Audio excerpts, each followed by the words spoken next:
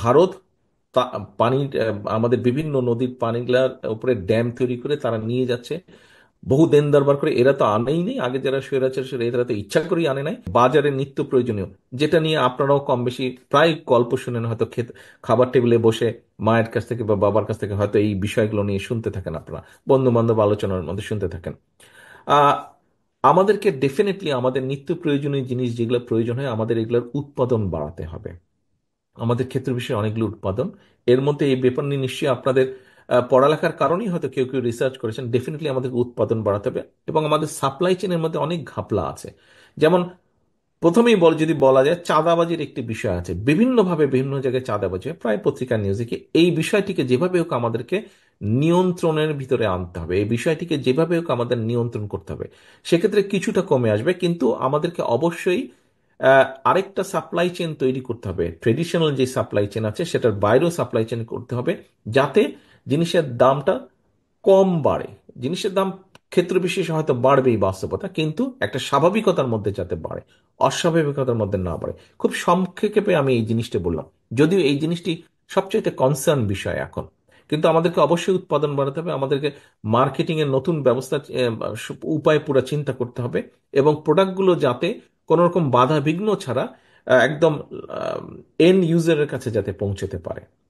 এরপরে একটি বিষয় আছে এনভায়রনমেন্টের বিষয়। এটা আমাদের সবার কনসার্ন, এটি সারা বিশ্বের কনসার্ন।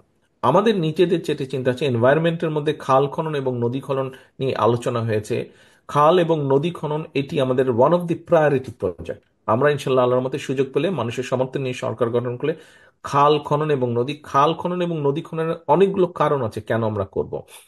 প্রথমত, আমাদের নদী এবং খালগুলো বন্ধ হয়ে গেছে। অল্প বৃষ্টি হলে ভারত ফট করে বর্ষাকালে তাদের নিজেদেরকে বাঁচানোর জন্য তারা তাদের ড্যামগুলো ওপেন করে দেয়, ওপেন করে দিয়ে আমাদেরকে ফ্লাডেড করে দেয় পুরা। আবার তাদের যখন প্রয়োজন, পানিতে আটকে রেখে তারা নিয়ে যায়, আমাদেরকে পানি দেয় না। কাজে আমাদেরকে পুরা দেশটাকে চিন্তা করতে হবে, ওয়াটার রিজার্ভার হিসেবে বানাতে হবে। এবং আমরা যদি পুরো দেশটাকে ওয়াটার রিজার্ভার বানাতে যাই, আমাদের মানুষের পানি ব্যবহারের প্রয়োজন এটা করতে হবে, খাল খনন নদী খনন আমাদের ড্রাই সিজনে ফসলের জন্য করতে হবে।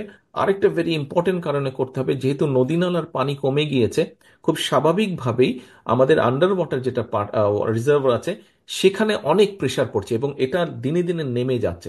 তার সাথে এই নেমে যাওয়ার কারণে আর্সেনিক সহ বিভিন্ন সমস্যা দেখা দিচ্ছে। আমরা যদি উপরের রেইন ওয়াটারকে যদি নিচে দিতে না পারি, এই রিজার্ভার যদি বাড়াতে না পারি, আন্ডারগ্রাউন্ড ওয়াটার লেভেল যদি উপরে আনতে না পারি, সিরিয়াস আরো অনেকগুলো কনসিকুয়েন্সেস হবে। কাজে যেভাবেই হোক আমাদের করতে হবে। কিছুদিন আগে বন্যা হয়েছে, আপনারা হয়তো অনেকেই বন্যা রিলিফে গিয়েছিলেন, আপনারা আপনারা নিশ্চয়ই দেখেছেন। দেখেন, বন্যার সময় যদি আপনি এই যে নোয়াখালীতে গিয়েছেন, গ্রেটার নোয়াখালীতে যে বন্যা হয়েছে, নোয়াখালী লক্ষ্মীপুর ফেনী মিলে বন্যা হয়েছে, প্রায় কম বেশি সবগুলো জায়গাতেই যদি এভারেজ ধরে নেই, 5 ফিট হাইট ছিল পানির, 4 থেকে 5 ফিট হাইট। আপনি এখন চিন্তা করেন, 50 স্কোয়ার মাইল ধরে, 50, মিনিমাম 50 স্কোয়ার মাইল ধরে 5 ফিট পানির হাইট, একটা সুইমিং পুল যেটার রেডিয়াস হচ্ছে 50 স্কোয়ার মাইল এবং ডেপথ হচ্ছে 5 ফিট।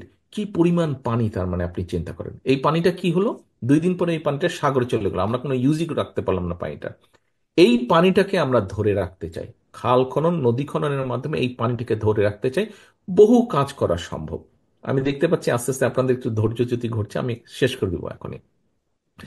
এই বিশাল পানিটাকে আমাদের রাখতে হবে, কারণ ভারত পানি, আমাদের বিভিন্ন নদীর পানিগুলার উপরে ড্যাম তৈরি করে তারা নিয়ে যাচ্ছে, বহু দেন দরবার করে। এরা তো আনেই নেই, আগে যারা স্বৈরাচার ছিল এরা তো ইচ্ছা করেই আনে নাই।